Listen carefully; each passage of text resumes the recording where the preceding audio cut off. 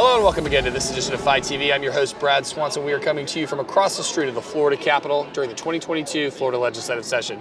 We are once again joined by our good friend, Senator Jeff Brandes. Welcome back to the program. Great to be here.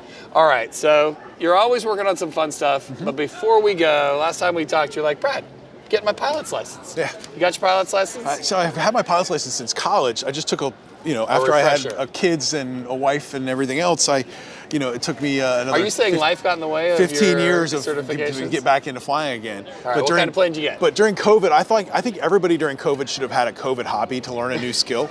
And so mine was get my instrument rating and start flying again. I got a Columbia 350, and so I've been flying. Yeah, it's the perfect Florida airplane. Yeah. So I'm having a blast. How far have you taken it so so my far? longest trip was Boston to Tallahassee, 7 hours, nonstop. Nonstop. How do you have enough gas in that thing to get that far? A lot of gas and a few Gatorade bottles. Right. Oh, okay. We don't want to know about that. But all right, excellent. Well, I look forward to my ride. That's my invitation. Yeah, let's do it. Okay, good. I'm just down the road. All right, issues. What are the top issues that you're going to be seeing, working on? Look, I think the two big issues facing Florida right now are the property insurance crisis, where rates are going up 30% every year, and the criminal justice system, the prison system specifically, where about 70% of our facilities are in emergency staffing. Yeah. We have 2,000 inmates currently that are housed at the jail system, because if we sent them to the prison system, we would have to issue emergency releases. Right.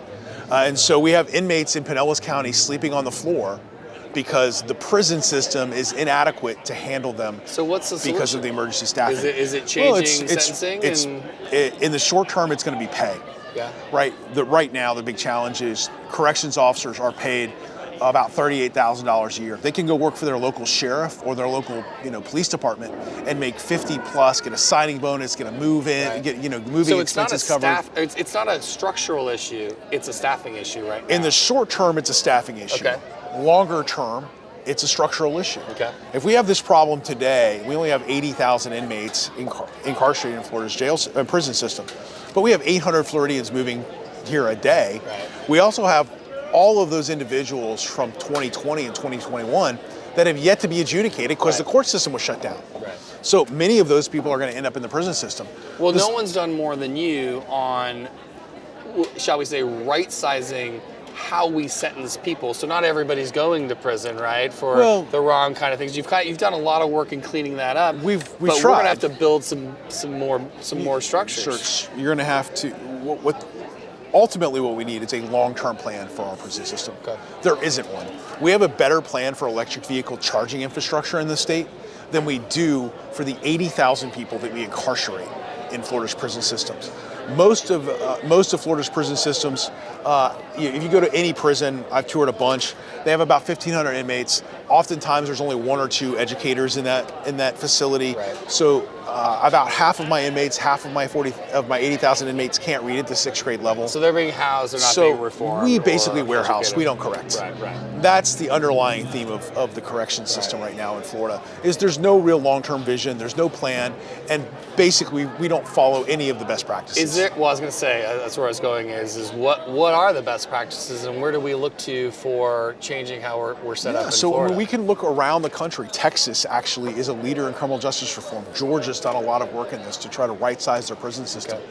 We need to be doing the same. Unfortunately, the challenge we have is there aren't many legislators that get elected and want to work on criminal justice and prison issues. So how do we educate them and talk about the needs of the communities in this regard?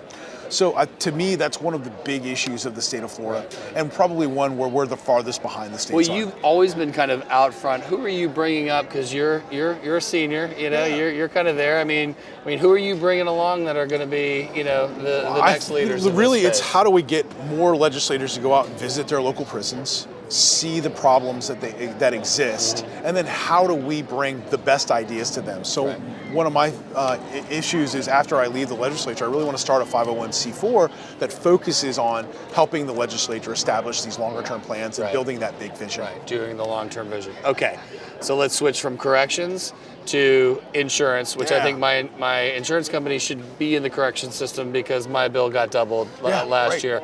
So my bill aside, I mean, the increase in rates is untenable for your average Floridian to be able to absorb. How do we fix this? Because it seems like every 3 years, we're back in crisis state with the insurance system. Yeah, it's really a legislative malpractice that's put us here. We have to pass legislation that resolves it. Let me just give you one statistic, not that statistics make great TV, but Florida represents 8% of total U.S. property claims. So of all claims filed in the United States, Florida's 8%. But we are 80% of the litigation. Right, well, we're still 46th worst in the country for litigation? Yeah, Is it because we're... In litigation, in property insurance, we are number one by an order of magnitude. Right. And that's what's driving property insurance rates. Fraud is a big issue. The state does a terrible job at fighting fraud, right. And we've got to do better. Is this back to assignment of benefits fraud? It's assignment of benefits fraud, it's roofing fraud, it's just fraud, property insurance fraud in general, right. Which we know there's a ton of, and we're having a terrible job fighting that. And it's just driven by litigation, and that's why rates are going up, 30 to 40% a year. To give you some context, the industry lost $1.5 billion last year. It lost $1.5 billion this year without a storm. So with as much money as is getting paid out, shelled out, either in fraud or in this crazy system, the small business owner is always going to ask, how are we fixing this? Right. Because obviously we know, everyone can point their fingers at the trial lawyers or those guys and say they're the boogeyman or whatever, but really it's the structural overall system. Well, I mean, the fascinating thing is, of all of the money paid out, 70% of it goes to the trial bar. Right. 20% of it goes to the defense attorneys, and only the remainder goes to the property insurers. Right. The insured. Right. Right. So at the end of the day, we're paying out all this money, but it isn't going to the people that it needs to go to, which is the homeowners. Right. Well, they are one of the most powerful groups in this town. Absolutely. Right. And, as opposed to being Don Quixote and adjusting at a windmill, how do you take down one of these dragons? In many ways, the trial bar plays chess where the rest of the industry plays checkers. Right. And we see this over and over again, that they have figured out why should I help support legislators when I can become the legislators? 3C, and this is where your second fight for time eternal. Listen, Florida has to deal with the fact that it's a judicial hellhole. Yeah. And we've got to... I mean, we're on the cover of magazines, in D.C. for being that very judicial That's hellhole. Exactly right. So we've got to fix the tort environment of the state, or it's going to be a hard ceiling that's going to prohibit businesses from growing. Well, we need wind at your back, but this is not a one-year fix, and you've definitely been at it for, what, a few years now. Right. I mean, you've been on it. All right. Well, I know these issues don't get solved overnight. You promised to check back in with us during session. We'll be back to talk through it and let you know how it goes. Before we let you go, though, you're on the cover of Florida Trend magazine. The cover. It's like, you're not some picture on the inside. You're on the cover, baby. How does that make you feel? Listen, I'm excited.